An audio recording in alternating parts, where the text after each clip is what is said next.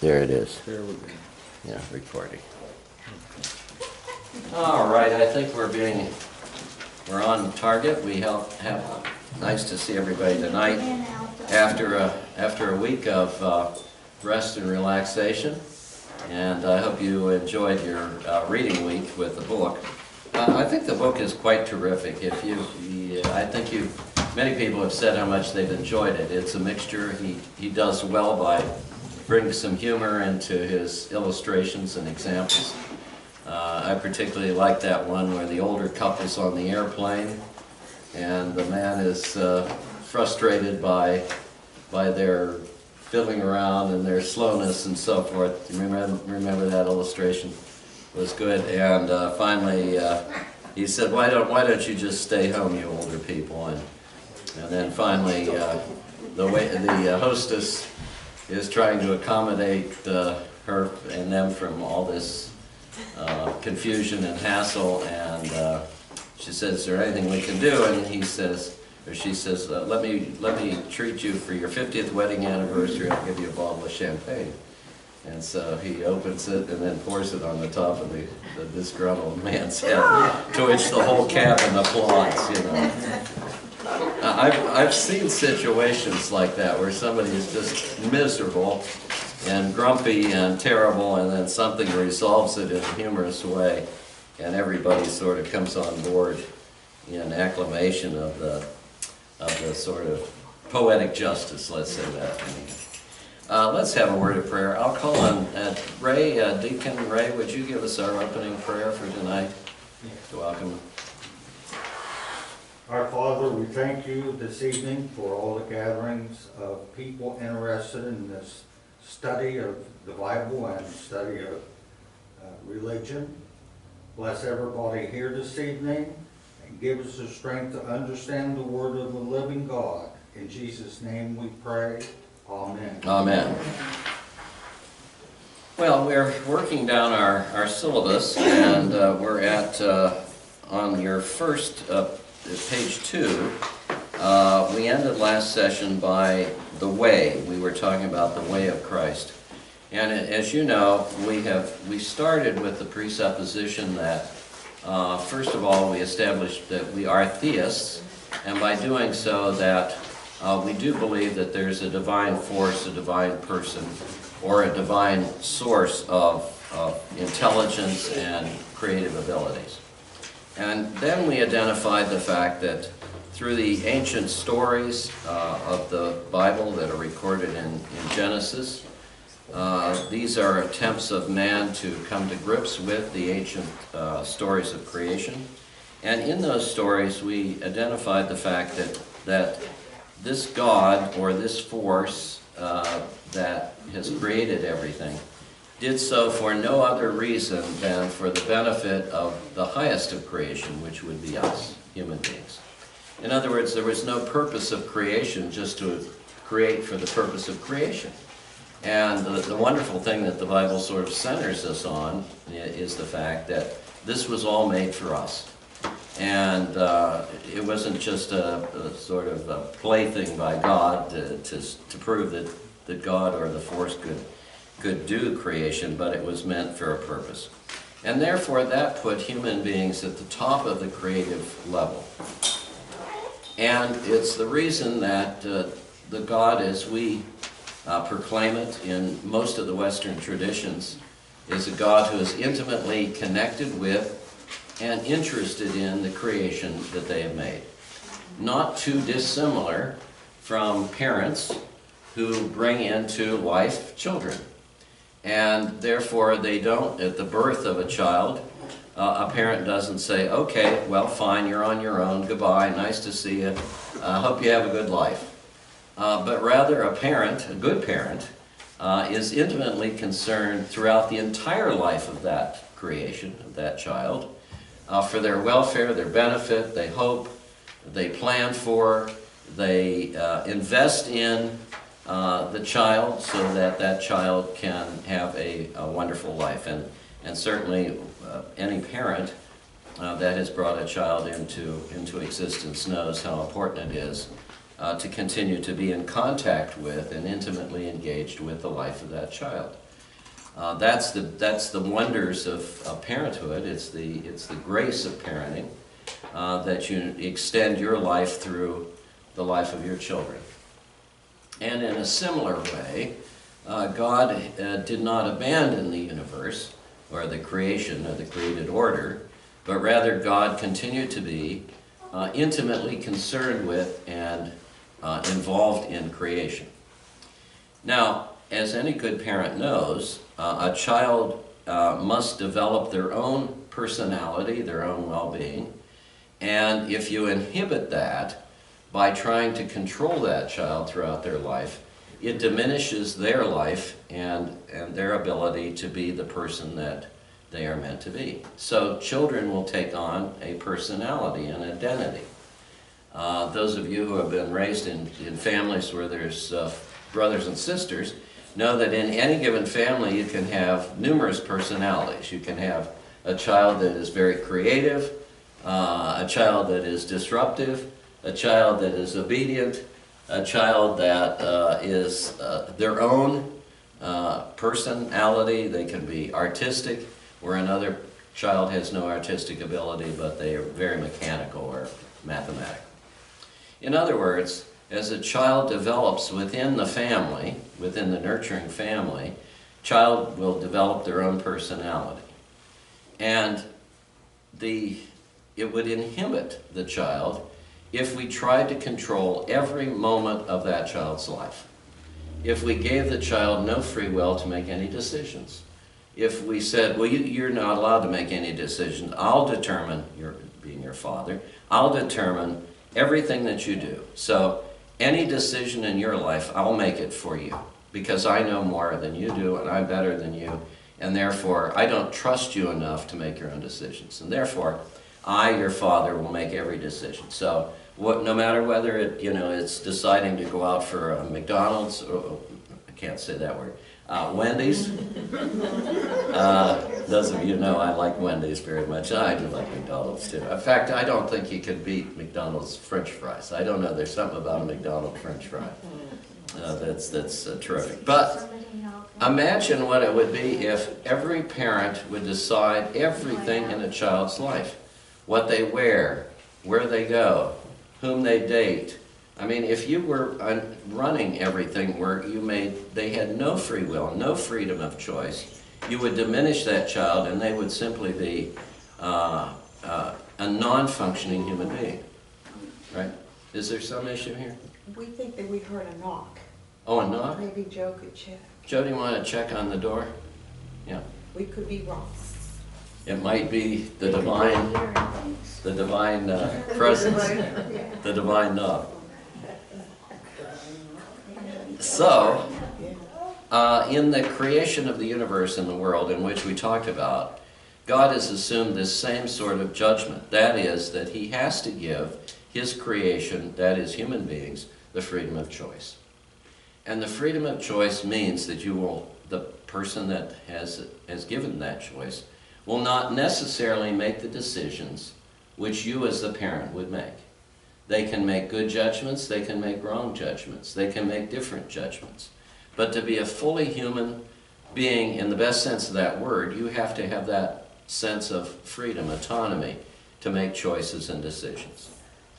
So, in the great economy of God's world, He has given us the liberation and the freedom to make decisions. As a result, not everything will be perfect, and there will be mistakes made, and there'll be hardships due to the fact that bad choices will be made. So remember Rabbi Kushner wrote a book at one time, said, "Why do bad things happen to good people?" It simply is asking that same kind of question, that not everything is going to be hunky-dory, or "I never promised you a rose garden," to quote some old expressions, because when free choice enters in, some people will make bad choices, and those bad choices will affect us in our lives. Now, however, a good parent does not abandon a child even when they make bad choices. What a good parent tends to do is to try to move in to try to help, aid, comfort, pick up, brush them off. It's, you know, it's like when you were riding a bike or something and you fell down and you skinned your knee and so on. Your parent didn't say, well, I don't want you riding a bike ever again. What a parent did was to brush you off, or kiss the knee, as my mother used to do, pick me up, brush me off, stop me crying, and said, you'll get better, you know. Come on, I'll walk with you. You get back, climb back on the bike, and I'll walk along with you till you get your balance and control, and pretty soon, child learns how to ride a bike. In other words, the parent is there to try to console and to encourage and to help. And that's the way God is in our lives. Encouraging, helping, consoling, and He is the great encourager. Now at the same time that we have this, what I would say the beauty of Christianity is the fact that Jesus plays such a unique role in this parenting of God. No matter how many words would be spoken by the prophets, no matter how many laws could be written down, the real fine example of how God would be a comforting parent would be to show the way. And Jesus becomes the model, the exemplar, the way to show you how life at its best can be lived. Now, there are many philosophers and gurus throughout history, and many contribute to our well-being by their philosophy, by their brilliance in bringing forth things. I mean, certainly you can learn a lot from Buddha and his teachings. You can learn from Plato and Aristotle. You can learn from the great thinkers. You can read Shakespeare and be encouraged by moral codes or lack thereof. You can read Chaucer, the Canterbury Tales, and see all the foibles of human beings. All those things contribute to our human endeavor. But the fact is that no one has ever appeared with such wisdom and such enormous guidance as an exemplar as Jesus has. So if someone said, show me someone that if I replicated their life, I would find as good a life as I can ever possibly find. And that would be Jesus, because in every case of Jesus that we know recorded, it has been a high road, a person that saw beyond the limitations of human vision and raised the expectations to such a level that we could follow a human example. So, the early Christians, as we talked about last week, were called the children or the people of the way. They weren't known as Christians. Actually, Christians was a derogatory label originally by those who were not followers of Jesus and sort of derided them. But the people that realized the significance of Jesus called them the people that have the way. In fact, Jesus refers to that when he says, I am the way, the truth, and the life. The way means that if you follow my teachings and my example, you will know what God expects of us and you will find the good life. If you, to the contrary, if you abridge my teachings, or if you think you know a better way, you will find the consequences of that. So, the way was to follow the person and emulate your life after the example of Jesus. Notice originally, as we said last week too, there were no creeds, no doctrines, no written down rules of life. Jesus obviously followed the teachings of the Old Testament community, the Judaism of his day. He was a Jew. He followed Judaism. At numerous occasions in the Bible, we see that Jesus attended the synagogue or the temple. And it says, as was his custom, meaning it was normal for him to go to the synagogue or the temple, or even Passover. Notice why they went to Jerusalem. to observe the Passover in the holy city. So he was an observant, what we call an observant Jew. That is, he followed the teachings and the principles. And as we said in other lectures, both in this series and others, he specifically says, I have come not to change the law. Not one jot or tittle, meaning not one little punctuation mark.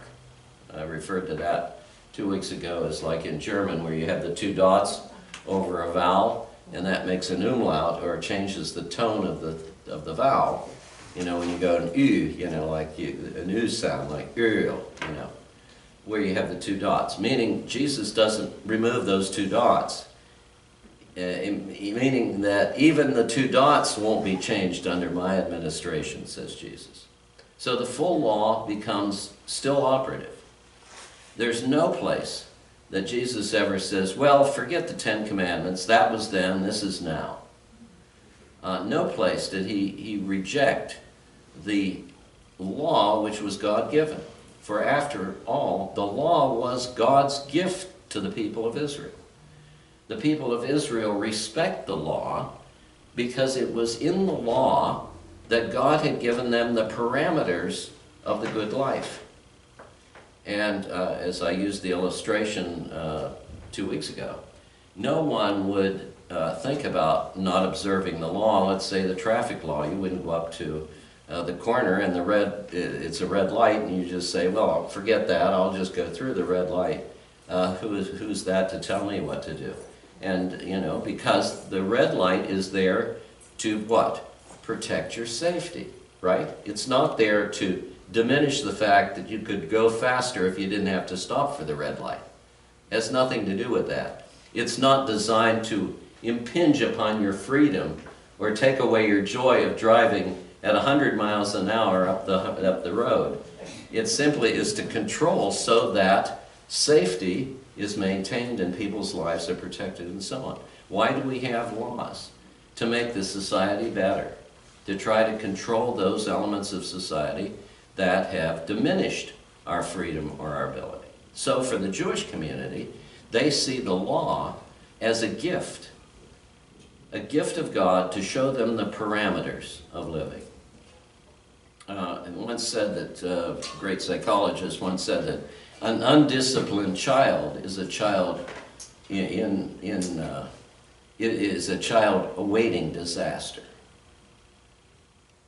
You know, when you raise a child, you discipline a child to teach them inappropriate behavior is not acceptable. Why? Because inappropriate behavior will lead you to big trouble, right? You will infringe upon other people's rights. You will be in trouble. I mean, laws, you know, when it's, when you had to be at school at 8:30 in the morning, it didn't mean that you could roll in at 10 or 12 or whatever. You had to be there at 8 so that you could go through the appropriate classes. It wasn't to make your life difficult and to say, gee, if I didn't have to be in school at 8 o'clock, I could sleep in every morning. That's not the point. The point was because by setting the law, the rule, certain things could be accomplished which were to your benefit. So, the Jewish community sees the law as beneficial. What Jesus did was in certain instances say that certain law needs to be interpreted, however, so that it is not legalistic. Legalism can be a disastrous thing, where there's no flexibility for the human situation. Sometimes in ethics we call this situation ethics. Sometimes you have to apply a rule and see how it applies, and if it doesn't apply for the welfare or benefit of those who the law is set for, then the law needs to be changed or adapted or modified. A couple examples of that, and in one of our academies, I think I mentioned this, I had the occasion to take a letter up to the post office not too long ago, and the post office closes their door at 4 o'clock at this particular post office. And so I have the letter in hand, like this. Suppose this is my envelope. and it's just 4. So I'm racing, I pull in, and I see the postmistress on the other side, and I'm walking toward the door. And I have the letter in my hand like that, to which she goes like this, click, on the other side of the glass door. Now, obviously, my blood pressure went up 200 points, so I thought, this is ridiculous. She sees what I have, you know. Now, see, that's a rule that the post office closes at 4 o'clock. However, human decency would say, all I have to do is just reach my hand out, take the letter, and say, thank you, I'll post it for you. Now, that would have taken 10 seconds, 5 seconds. That's what I call legalism at its worst, where you interpret the law so strictly that there's no human factor considered in it. I remember when I lived in Germany, and Germans are wonderful about being law keepers. They love things, they love rules and regulations. And so as a result, things work very well there. Trains are always on time. And so we had I had to make 4 changes to go to the school, the university.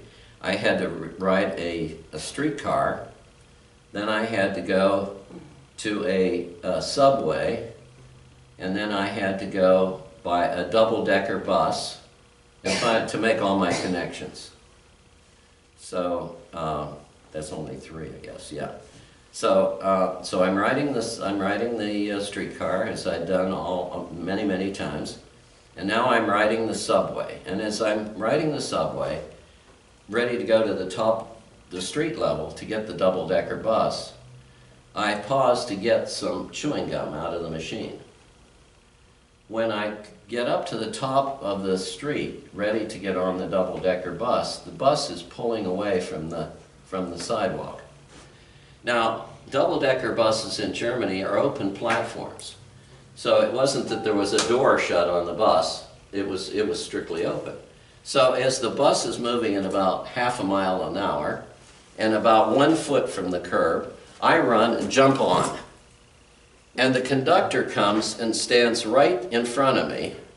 I'm holding on like this. My heels are off the platform, and the bus is starting to roll down the side. And he says, "Ungestattet," meaning impossible. This is not according to regulation. You cannot get on the bus.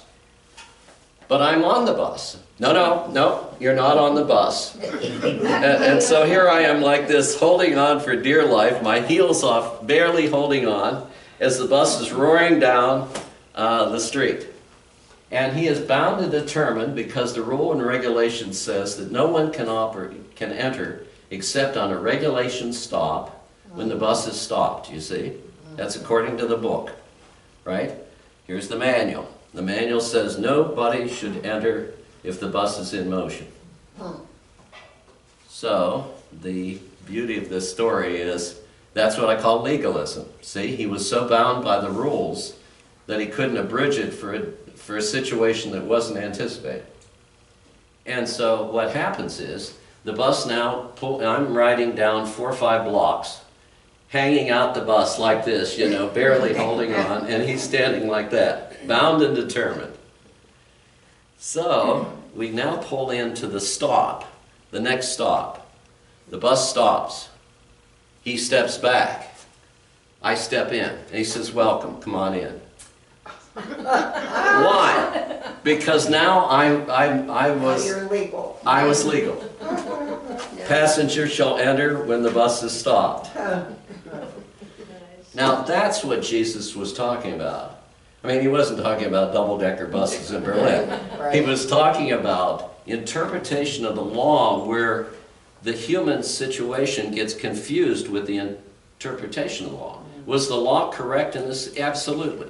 Is it dangerous for somebody to run and jump on the bus while the bus is moving? Absolutely. So we need to make a regulation to say, no, you can't get on the bus when the bus is moving. But the rule did not say if the bus was moving at 1/10 of 1% of a mile, I mean just barely moving, could you get on at that point? But you see, the rule said no one enters except at a regulation stop and when the buses stopped. That was for the safety of passengers, a good rule, but inappropriately applied in that given situation. Not in every situation, but in that given situation. And that's where you see Jesus reapplying the law. You know, for example, when, people are eating on a Sunday or something, well, why are your disciples not, being aware of the Sabbath, the holiness, that you're not supposed to do any work?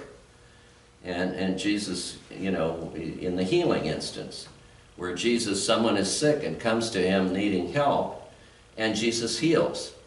And the strict interpreters of the law, the legalists, say, well, you can't do that because it's the Sabbath. And the rule says, the Ten Commandments says, you shall observe absolute abstinence on Sunday, or on Sabbath. Not on Sunday in their case, but Sabbath, meaning the holy day, Saturday. So the point is here that the rule pertained, but Jesus then interprets the rule by saying, but if someone is ill and someone needs help, then the rule has to be bent slightly to observe a higher value than what was originally intended by the law or regulation. See what I'm saying there? And so this is the beauty of Jesus being an interpreter of the law in the highest order. Not to abrogate the law, but to simply adapt it or change it and bring, that humans are made not for the law is made for humans. Remember that old expression? Okay. So the way of Christ is the way to bring a sort of sensitivity into the Jewish law, and to then bring his followers, which will now become Christians eventually, as to be the new way, or the new covenant. So, and Jesus summarizes it. He says, as you know, and we say it every Sunday here at St. John's, the summary of the great law. In the Book of Common Prayer says it very well. And that this is very biblical. It says, what is the law? Well, if we had to synthesize it down, what is the law? What is the most important thing in relationship to God? And then Jesus summarizes it in the summary of the great law. The first and great commandment is this, that thou shalt love thy God with all thy soul, with all thy heart, and with all thy mind and soul. This is the first and great commandment. The second is like unto it, that thou shalt love thy neighbor as thyself. For truly on these two great commandments hangs the message of all the law and the prophets. Meaning all that big book of 400, 600 laws can be summarized easily. If you love God with all your heart, soul, and mind, you will do those things which will bring joy, happiness, peace, and concord. And if you love someone else as you love yourself, or the golden rule, do unto others as you'd have others do unto you. It's a pretty simple rule, but a good one. And so that became the law, or the rule of the way of Christ. Now, let us look at number 7 on our list. The journey begins. Where does the journey begin? In Jesus' teaching, and in the sort of summary of the New Testament and Old Testament tradition, the end of the law is based on, the Ten Commandments, and the Genesis story is God rests. Meaning that the work is done, and now we need to sit back and take stock of what we've done and rejoice in what we've done. So each way through Genesis, as we talk, God pauses and he said, well, this was good. And, I like what I did here.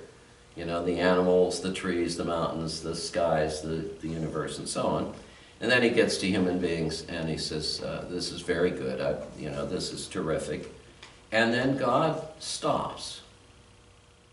Now this is really interesting because there's no other story in the Bible in which God continues to go on with creation. I mean, it stops. Creation was done. Well, was it? I mean, we were simply still back in Garden of Eden days. No cities, no great hordes of people, nothing.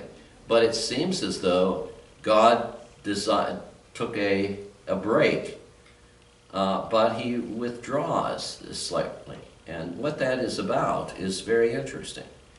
Because once he's made human beings, he now steps back. And when he steps back, what that is saying is, now you're in charge. Isn't that interesting?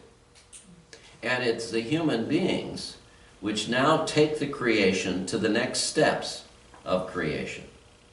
So that human beings become the instruments by which God does his work. So rather than God continuing to have his hand in doing everything, making everything, forming everything, and so on, he steps back, and now the highest of his creation, which is created in the image of himself, male and female he made them,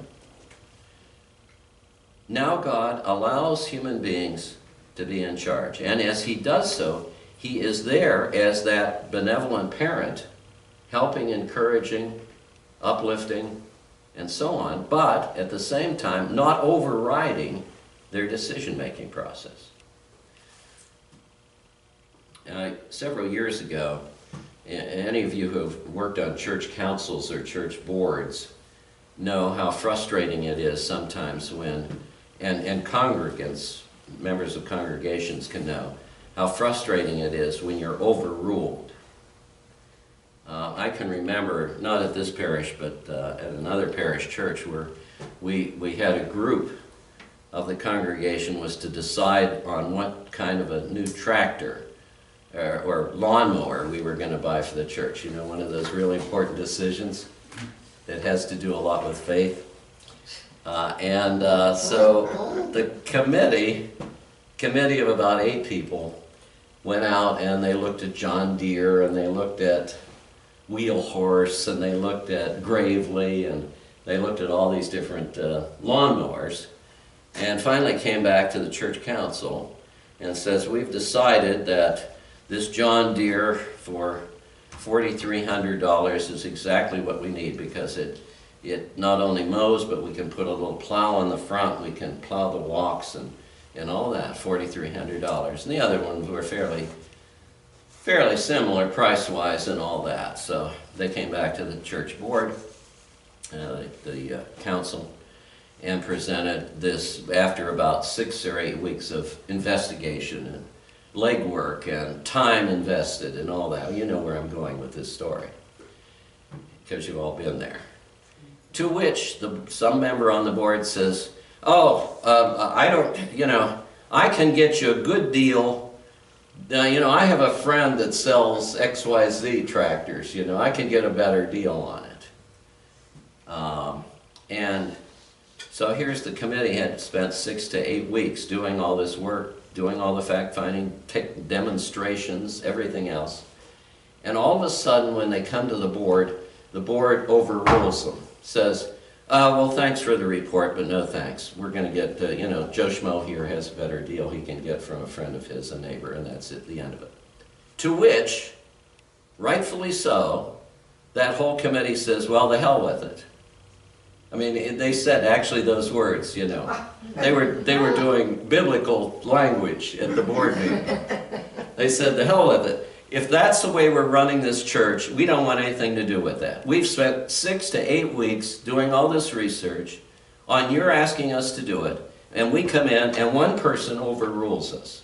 And you buy the overruling. So don't ask us to ever be on a committee again. And furthermore, we'll not contribute anything to this project.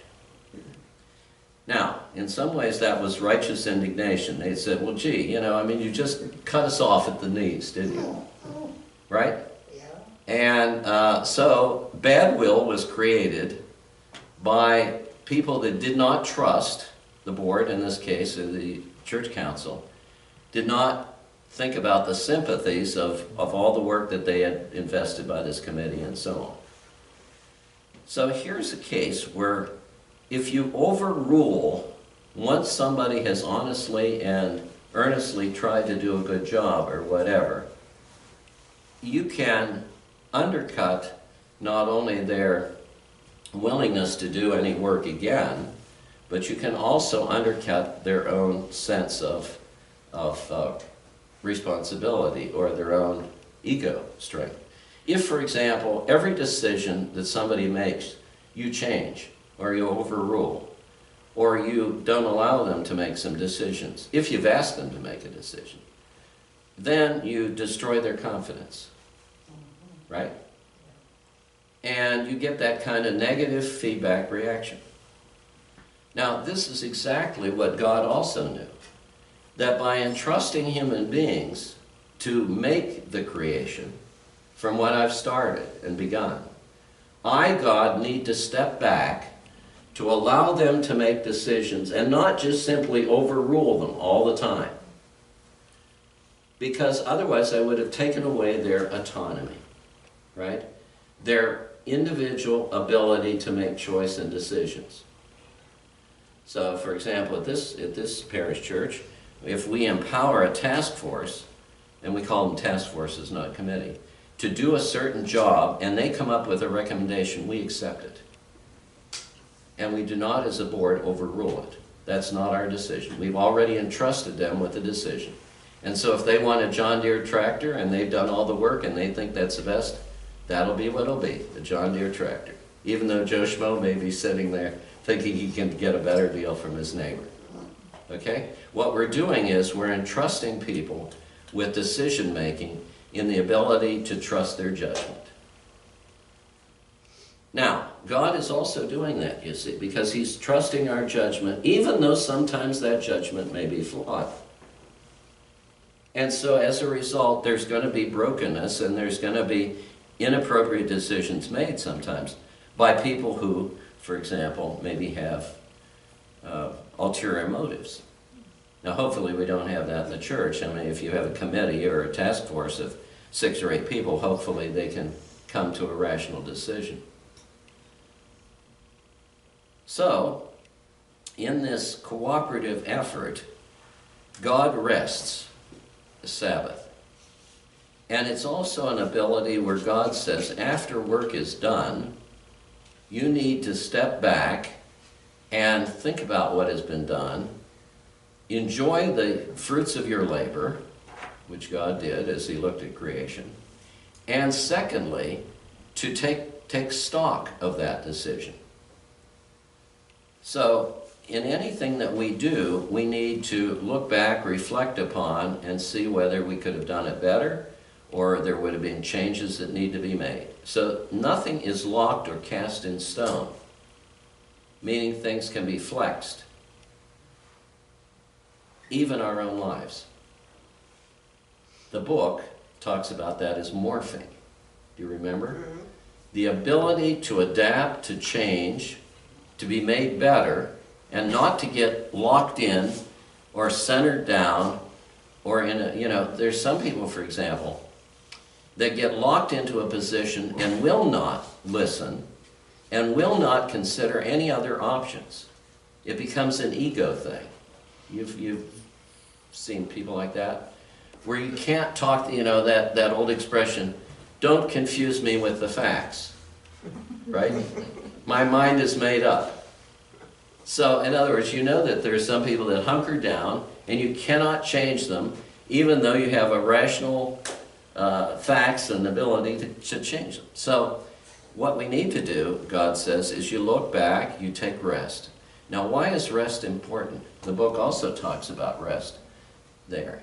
Because if you're frazzled, if you're in this rat race where you're so hassled by your work, by all your responsibilities, you cannot often see the hand of God at work, nor can you hear His voice speaking to you. So busyness, for the sake of busyness, is not a virtue. To overwhelm yourself with a schedule that is burdening you so that you feel so frazzled is a warning sign. It's almost like a medical warning sign. When you're not feeling well, that's a symptom that something's wrong. Your body's telling you that something is wrong.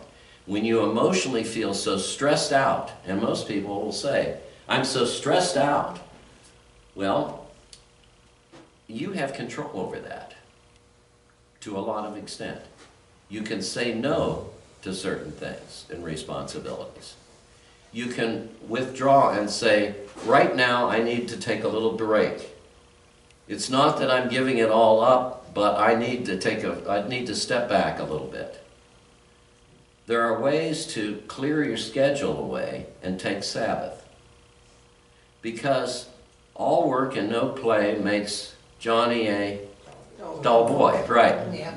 Or Sally a dull boy, a dull girl.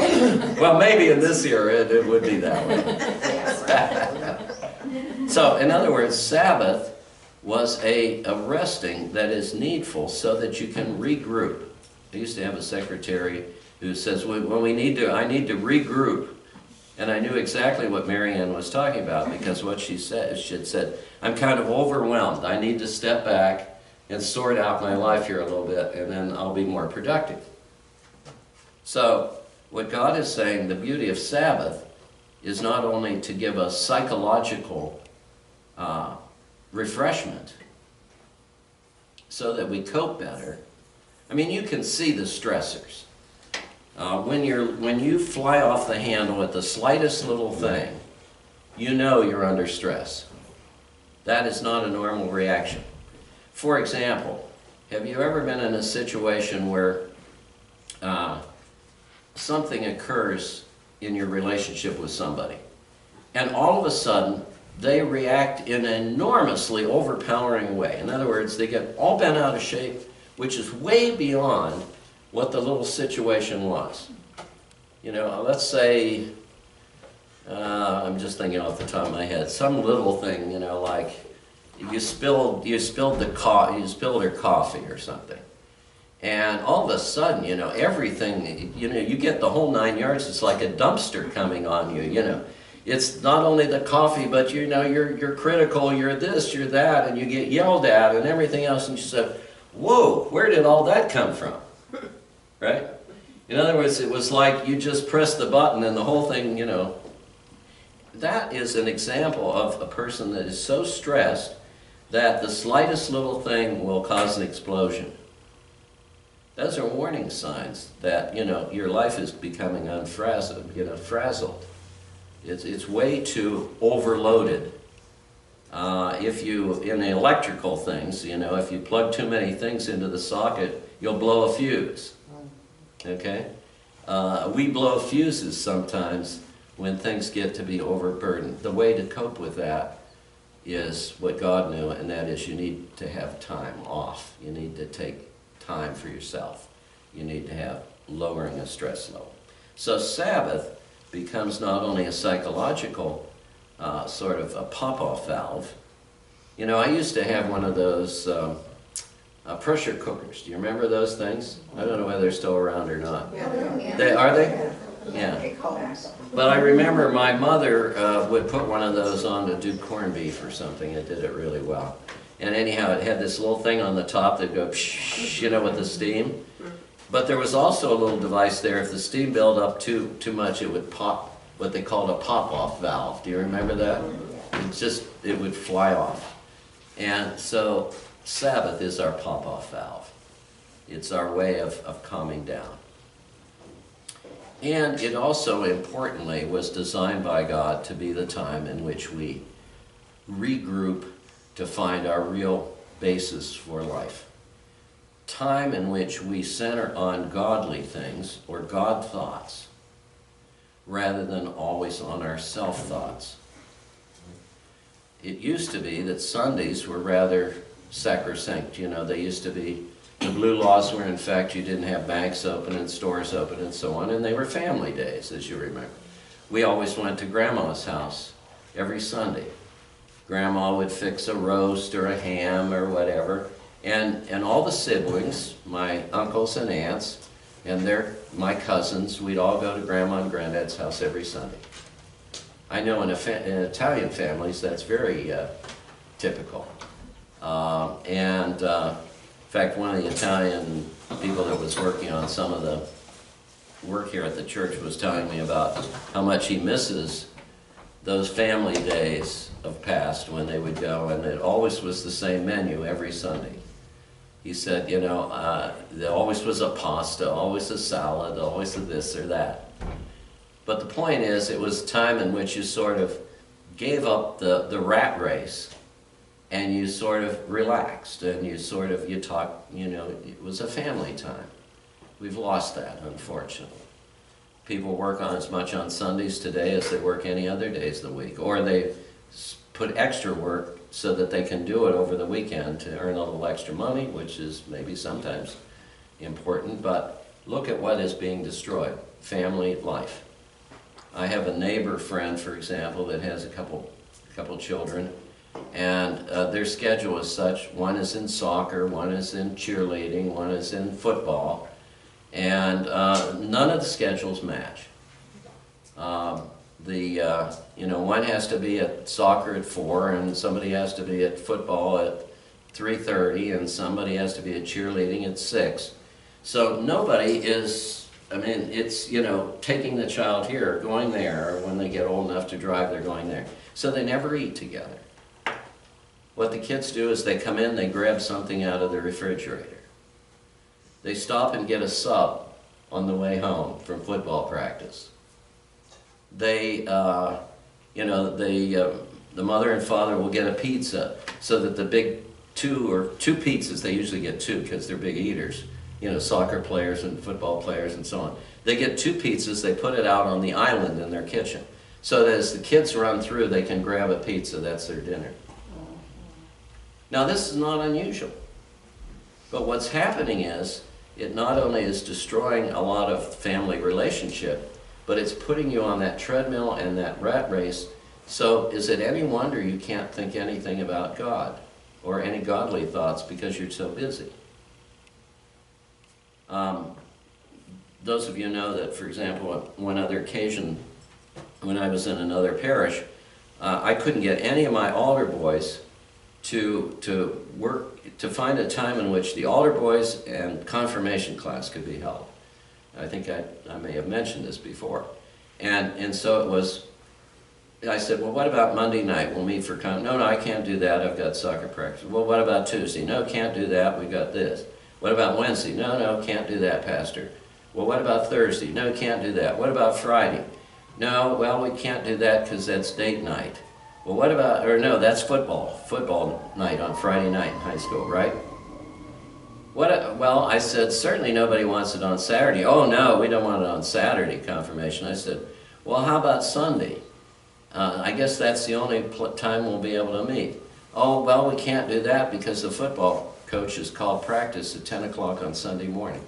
I said, you've got to be kidding. Not one day do any of you kids have free. You know, I mean, we may have just been out, you know, like on the moon or something like that. So, fortunately, in those days, I could call the superintendent of the schools, and I called him and I said, I've got a real problem. I said, I can't find a time for my kids to do confirmation. And furthermore, they can't serve as acolytes or altar boys or crucifers, torchbearers or anything because we've got football on Sunday morning now. And he said, really? And I said, yeah. He said, well, I said, do you know that? And he said, no, I don't, but let me check on it. So about 15 minutes later, he calls me back. He says, I've got it solved. I just called the coach. There'll be no football on Sunday morning.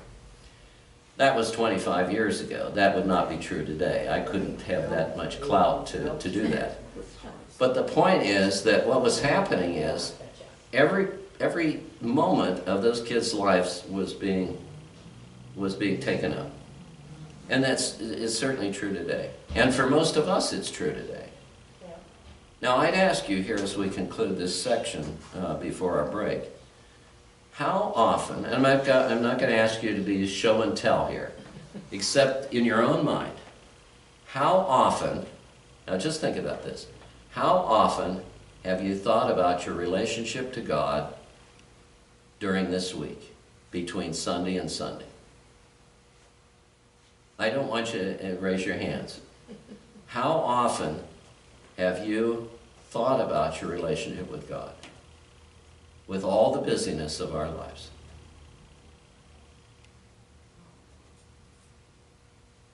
Now that's kind of frightening, isn't it? If you really think about it. We have put the most important thing in our relationship, because after all, we're journeying through. You know, this life is a preparation for the life to come. This is simply the beginning of the journey. This is a time of perfection of our souls. The days we have to live are basically so that we are ready to stand in the presence of God. Nothing imperfect can be in heaven.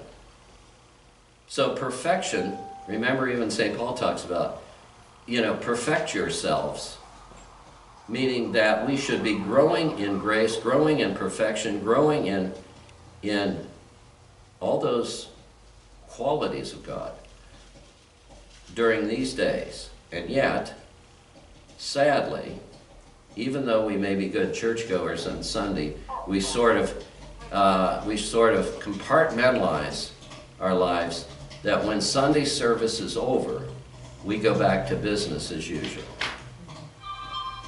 And the business of usual conforms our days from Sunday, 11:30 or 12, whenever you're out of church, till maybe the next Sunday when you come to church, if you come at all.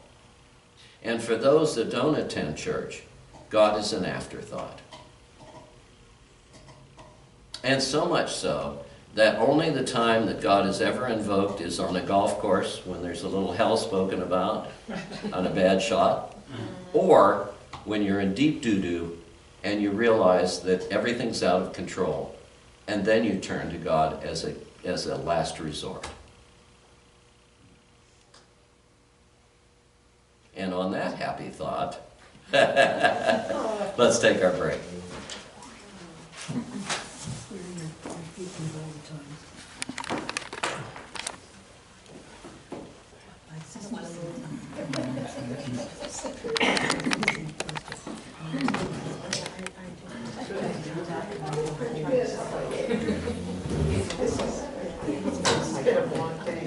That's why I'm over here and over here.